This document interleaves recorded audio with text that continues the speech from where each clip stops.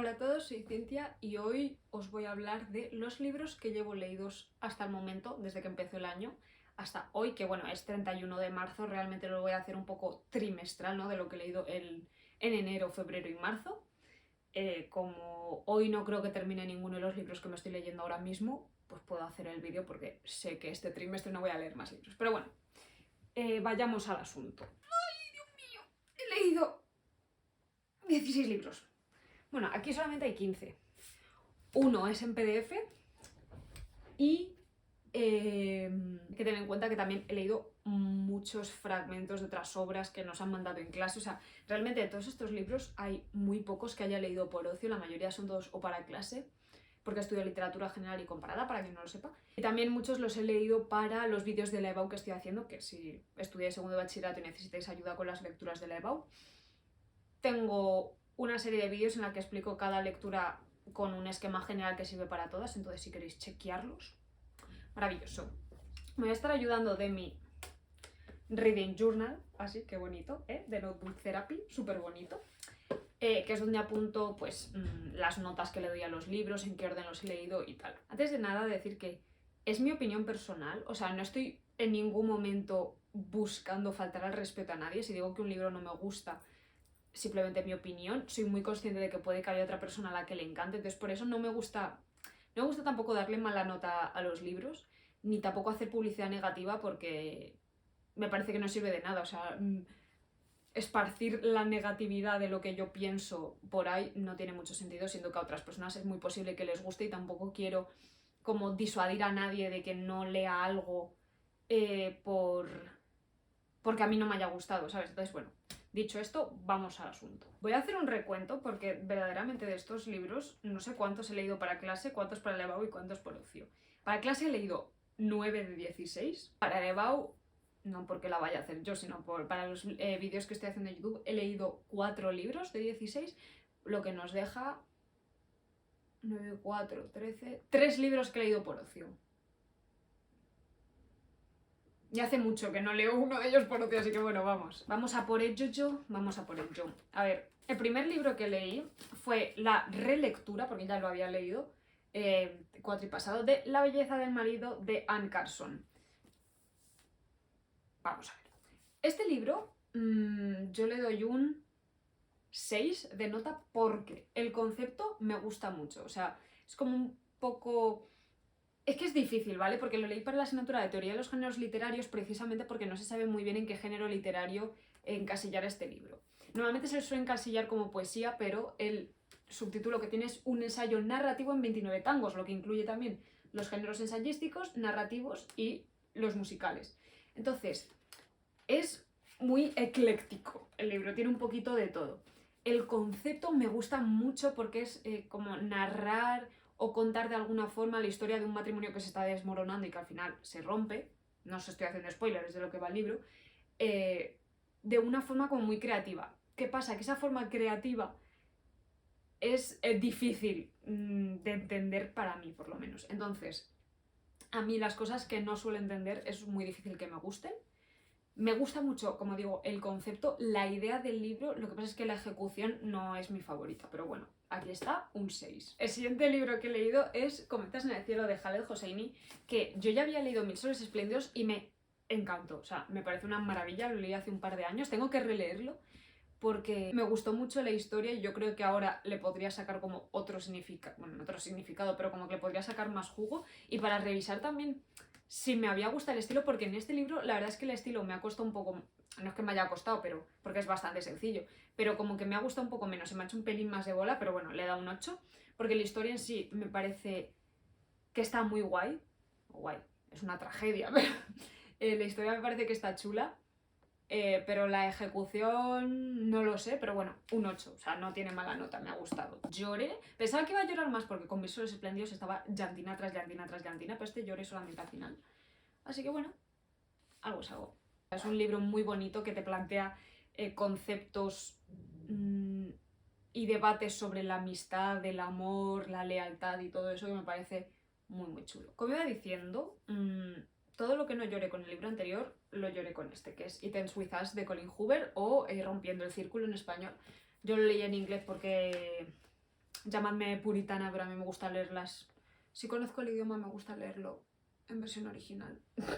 Bueno, sí, pero eso. Si es en inglés, suelo leer mucho en inglés porque los libros son más baratos en inglés, entonces renta y me gusta más ver el... Creo que se aprecia más, yo creo en la imposibilidad de la traducción, pero bueno, It Ends With Us, que va en resumidas cuentas de maltrato doméstico, bueno, maltrato de género. Así que bueno, es lo que toca. Muy bonito. Lloré todo el rato. Pero a la vez era como muy predecible. Como que se sabía en todo momento qué es lo que estaba tramando y qué es lo que iba a pasar. Entonces, por esa parte, por eso solamente leí un 8,5. Si hubiese sido un poco menos predecible, a lo mejor le hubiese dado mejor nota, pero me gustó mucho. Me lo devoré en 2 o 3 días y súper bien. Siguiente, El árbol de la ciencia de Pío Baroja, que ya lo había leído. Ah, por cierto, no os he dicho, La belleza del marido lo leí para clase, Cometas en el cielo por ocio y It Ends With Us por ocio. O sea que ya de por ocio solamente me queda uno más, pero bueno. El árbol de la ciencia, que lo he releído porque yo lo leí en segundo de bachillerato para la EBAU. Y lo he releído precisamente por eso, para hacer el vídeo de la EBAU como con más criterio, no tirando simplemente memoria, como para saber un poco más de lo que estaba hablando. Y trata la historia, pues de eso, Andrés, un hombre abúlico sin ningún tipo de motivación que estudia medicina en la Universidad Central de Madrid, y un poco la España de finales del siglo XIX, principios del siglo XX, que es un desastre y pues igual que como es ahora. Es muy reflexivo, muy bonito, muy buen libro, le di un 8. Poco más que decir. El árbol de la ciencia, o sea, quien no lo conozca pues ya lo conoce. Uno de los libros que más me ha gustado de estos últimos 3 meses, Frankenstein, de Mary Shelley. Está en inglés, esta es la versión del texto de 1818 porque tuvo 2 ediciones, la del 18 y la del 36, me parece, 1836, y la verdad es que me ha encantado. Yo ya lo había leído en español en primero de bachillerato para literatura universal, pero esta vez lo he tenido que leer para 2 asignaturas, o sea, ha coincidido como lectura en 2 asignaturas. En Historia de la teoría de la literatura, paradigma romántico y moderno, título más largo que la asignatura, y para literatura inglesa de 1800 a 1900, y me ha encantado, o sea, me encanta. Le he dado un 8,5, pero sinceramente no sé por qué le he dado esa nota, yo le daría un 9, 9,5, o sea, tengo que cambiarlo. Pero sí, Frankenstein, maravilloso, creo que no necesito hablar mucho de qué va, pues de un hombre, de un científico excepcional que consigue crear vida de restos humanos, y luego el debate moral, porque no es tanto como la figura de miedo, bla, bla, bla, sino el debate moral de ¿es tu responsabilidad el haber creado a un ser que luego comete atrocidades? ¿Es tu responsabilidad no haberle dado amor para que no cometa esas atrocidades? Entonces es como muchísimo más filosófico y debate moral y mental que lo que la gente le suele atribuir, así que maravilloso, lo recomiendo a todos. No sé si me avergüenza, es que no estoy segura de si ese es el término. Creo que el libro con mejor nota que le he puesto a estos últimos 3 meses es Claros varones de Castilla, de Fernando del Pulgar. Este libro lo he tenido que leer para la asignatura de Literatura Europea Comparada 1, que es desde los orígenes hasta el siglo XVII, me parece. Cuando haga mi review de segundo de carrera ya os enteraréis de todo el salseo, pero bueno.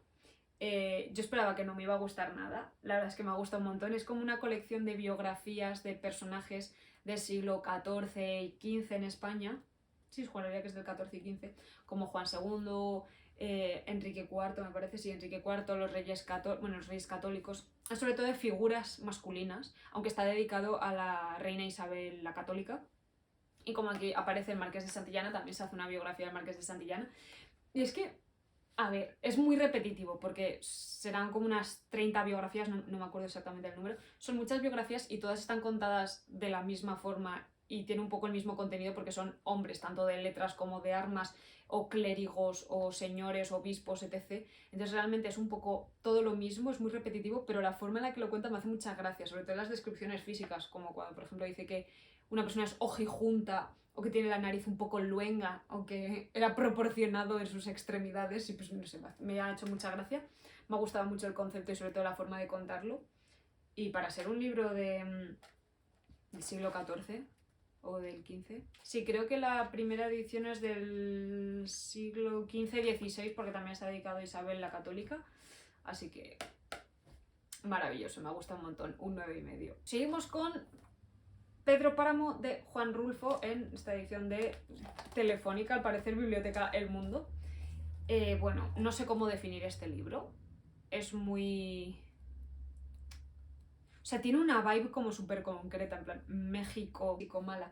Es como un entorno muy mágico de espíritus, de fantasmas, muertos. Como que la vibe está ahí, la vibe me gustó mucho, pero está escrito de una forma que nunca te termina de contar una historia, sino que va mezclando como que cada párrafo pertenece a una historia distinta. Entonces a mí me fue muy difícil de seguir para mí, y además como tenía tantas lecturas de clase lo leí como a trompicones para lo corto que son, o sea, que son como 96. Para las 96 páginas que son, lo he leído en muchísimo tiempo porque no podía leerlo seguido y se me hizo un poco bola. Me gustó mucho, mucho cómo está hecho, o sea, la forma de narrar me parece preciosa, me parece un estilo súper guay, pero me costó mucho entrar dentro de la historia, entonces por eso que le doy un 7,5.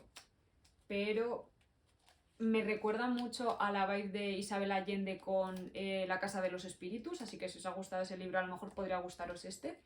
Yo lo que os digo, me gusta mucho el concepto, igual que me pasa con La belleza del marido, me gusta mucho el concepto, pero se me hace muy difícil de seguir, porque mi mente, aunque parezca yo aquí muy leída, muy compleja, muy tal, mi mente es súper básica. A mí me tienes que contar una historia un poquito del tirón, si me la desestructuras un poco se me empieza a hacer bola. Entonces, pues eso, pero muy bonito. Ay, después de Frankenstein se me olvidó mencionar que leí poesía sentimental y poesía ingenua, o viceversa. Poesía ingenua y poesía sentimental de Friedrich Schiller, o Schiller, romanticismo, vaya, que lo leí para clase en un PDF, por eso no lo tengo, pondré la portada del PDF por aquí. Se me hizo mucha bola porque es un escrito, es un tratado poético, filosófico, reflexivo y tampoco es mucho mi estilo, es difícil además como texto, y pues le di un 5 pelado, la verdad, porque me parece que está guay como concepto, pero a mí esos tratados siempre se me hacen bola. Siguiente que leí es Luces de Bohemia de Valle Inclán, que ya había leído, de nuevo, para la EBAU.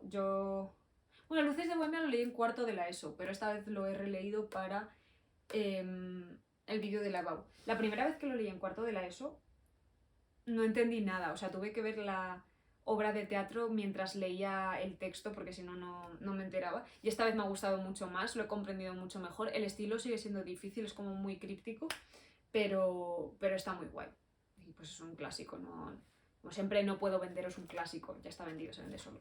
Northanger Abbey o La abadía de Northanger de Jane Austen.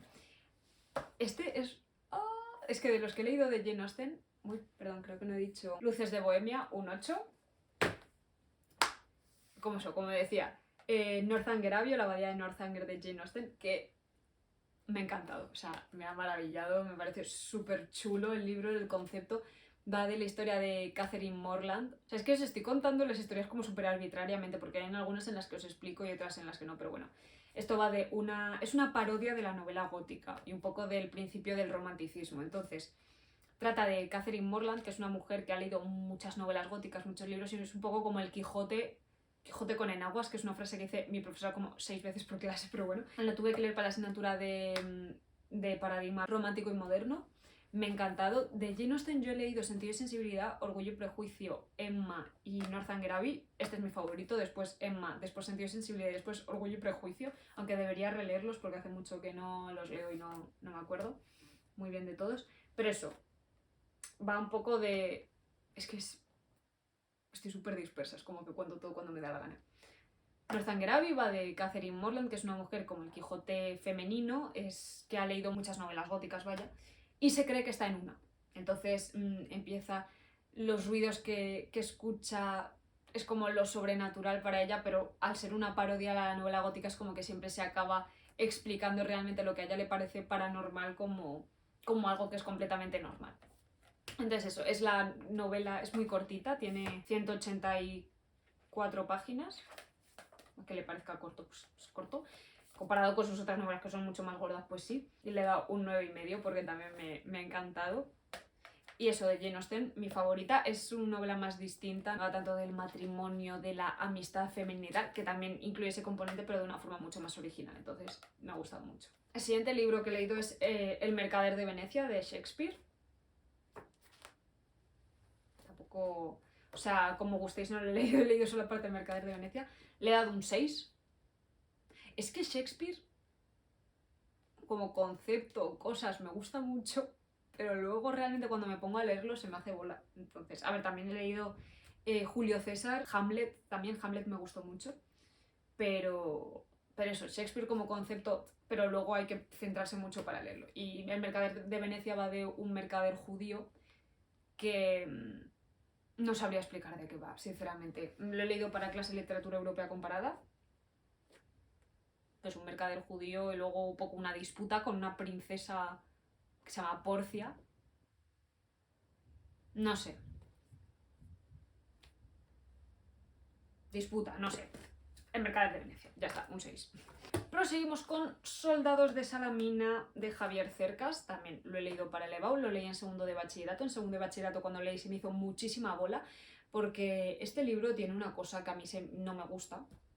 No me suele gustar, que son las frases o las oraciones que nunca tienen ni punto ni coma. Bueno, sí, de hecho sí tienen comas, en eso he mentido. Pero que es como una página entera sobre una frase. O sea, es como que empieza aquí la frase y de repente acaba aquí. Y es como, ¿por qué? ¿Por qué no cambias alguna de las comas por un punto? O sea, es una lección estilística, pero a mí se me hace bola. Pero bueno, eso, segundo de bachillerato, me costó mucho más captarlo. No me gustó tanto, pero esta vez que lo he leído me ha gustado mucho más. Y le he dado un 8,5. En segundo de bachillerato seguramente le hubiese dado como un 6. Y la verdad es que me ha gustado. Está muy guay. Bueno, no he explicado de qué va. Va de Rafael Sánchez Mazas, que es un miembro de Falange. Básicamente es un fascista que es fusilado por los republicanos. Entonces, la historia trata un poco de un periodista, que es el propio Javier Cercas, pero un poco en autoficción, metido dentro de la obra. Es un periodista que está intentando recopilar información para escribir un libro sobre el supuesto fusilamiento de Sánchez Mazas, también hilando con otras narraciones de soldados republicanos, etc. Entonces, como concepto de la memoria histórica, de recuperar las memorias del pasado y todo eso, está muy guay. Así que si os gusta ese tipo de lectura sobre la guerra civil, etc., os lo recomiendo. Siguiente. El extraño caso o The Strange Case of Dr. Jekyll and Mr. Hyde. El extraño caso de Dr. Jekyll y Mr. Hyde de Robert Louis Stevenson. Que he de decir, yo no conozco... O sea, todos hemos visto las Monster High. Todos sabemos quién es Jekyll y Hyde en las Monster High. Pero yo no sabía exactamente de qué trataba el libro y la verdad es que me ha gustado bastante. Trata la historia de un doctor que se llama Jekyll que consigue crear una poción que hace que se desdoble su persona en dos personas. Bueno, no realmente en dos personas, pero que cuando bebe esa poción consigue enseñar el puro mal que hay dentro de él. Entonces, el mal personificado. Y es muy curioso ese debate sobre el bien, el mal, esas dos fuerzas que viven dentro de nosotros, cómo unas se manifiestan más que otras, etc. Entonces es un libro de 1886 y muy chulo. O sea, yo no conocía la verdadera historia tras las Monster High, pero bueno, aquí está y es muy cortito, os recomiendo porque aquí de hecho hay dos narraciones. Está Dr. Jekyll y Mr. Hyde, que son 74 páginas, o sea, esto, y luego esto es otra narración cortita que no tenía que leer. Lo he leído para clase de literatura inglesa de 1800 a 1900. Y pues eso, si tenéis un ratito y os apetece leer sobre el bien y el mal, os lo recomiendo. Le he dado un 7. Puede ser un 7,5, 8 seguramente. El próximo libro que he leído no es coña y ha sido para clase. El misterio de Frankenstein de Jerónimo Stilton. Mary Shelley realmente es la adaptación de Jerónimo Stilton, que a mí me encantan las adaptaciones de Jerónimo Stilton, de Frankenstein de Mary Shelley, que lo leí. He decidido que Frankenstein no era suficiente leerlo para 2 clases, sino que para mi trabajo de principios y métodos de la literatura comparada voy a hacerlo sobre la adaptación infantil de las obras. Entonces he elegido Frankenstein. He de decir que como adaptación está impecable. O sea, pensaba que iba a prescindir de aspectos como las muertes y tal, como que lo iba a suavizar. No, o sea, las suaviza, pero mueren los personajes, o sea, no se saltan muertes, que yo pensaba que es lo que iba a hacer, porque mueren niños en Frankenstein. Y aquí también mueren niños, o sea, mueren ratones. Me ha encantado, o sea, maravilloso, está súper bien como adaptación, trata todos los elementos clave de Frankenstein, de forma como mucho más moralizante, porque es dirigida para niños, como para saber cuidar de las personas, ser buen amigo, no juzgar simplemente el aspecto exterior, entonces, muy chulo, me ha gustado mucho. No lo he leído en ningún momento en clase, me hubiese gustado, mientras la gente está leyendo, yo qué sé, Humberto Eco o Thomas Mann, estar yo en clase así, leyendo Jerónimo Stilton. Es maravilloso. Me encanta. Pero bueno, aquí está. Le doy un 8,5, pero realmente le puedo dar la misma nota que al Frankenstein real, un 9. Por último, ya solo me quedan 2 libros. Uno de ellos es El cortesano, que lo he leído también para literatura europea comparada. Un tochaco de libro, un tostón. O sea, no me siento mal porque Baldassare Castiglioni lleva muerto mucho tiempo. Entonces, tampoco puedo dañar tampoco su reputación. Pero este libro es que son 4 libros sobre descripción de las costumbres, lo que debería hacer el buen cortesano para asesorar al príncipe, cómo se tiene que comportar y cómo tiene que ser una persona que vive en la corte. Y evidentemente, como yo no vivo en una corte, me cuesta bastante sentirme identificada con este libro, pero bueno.